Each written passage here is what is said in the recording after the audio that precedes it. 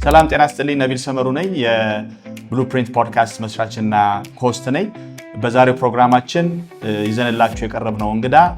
ስሙ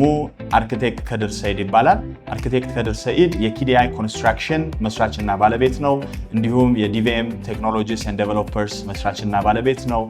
የኢትዮጵያ የሪል ስቴት አልሚዎች ማህበር ዋና ጸሐፊ በመሆን ያገለገለ ይገኛል ከአርኪቴክት ከድር ጋር በአሁኑ ፕሮግራማችን ላይ በጣም ብዙ ስለ ሪል ስቴት ተጫውተናል ስለ ቫሉዌሽን ንብረቶች እንዴት ይገመታሉ እንዲሁም የኢትዮጵያ ሪል ስቴት አልሚዎች ማህበር አመሰራረቱ እንዴት ነበረ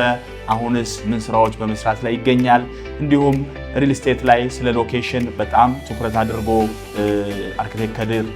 ነጥቦችን አንስቷል አብራችሁን ቆዩ ብዙ ነገር ትማሩበታላችሁ መልካም ቆይታ